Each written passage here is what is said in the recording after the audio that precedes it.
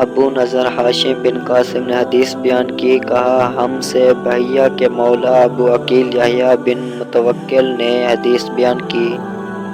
کہا میں قاسم بن عبیداللہ بن عبداللہ بن عمر جن کے والدہ ام عبداللہ بنت قاسم بن محمد بن ابی بکر تھی، اور یحییٰ بن سعید کے پاس بیٹھا ہوا تھا کہ یحییٰ نے قاسم بن عبیداللہ سے کہا،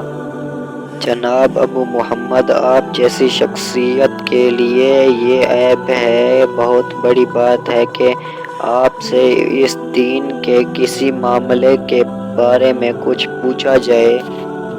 اور آپ کے پاس اس کے حوالے سے نہ علم ہو نہ کوئی حل، یا یہ الفاظ کہیں نہ علم ہو نہ نکلنے کی کوئی راہ۔ تو قاسم نے ان سے کہا، کس وجہ سے؟ یحییٰ نے کہا، کیونکہ آپ ہدایت کے دو اماموں ابو بکر اور عمر رضی اللہ عنہ کے فرزند ہیں۔ کہا قاسم اس سے کہنے لگے، جس شخص کو اللہ کی طرف سے عقل ملی ہو، اس کے نزدیک اس سے بھی بدتر بات یہ ہے کہ میں علم کے بغیر کچھ کہہ دوں یا اس سے روایت کروں جو سکا نہ ہو۔ یہ سن کر یحییٰ خاموش ہو گیا اور انہیں کوئی جواب نہ دیا۔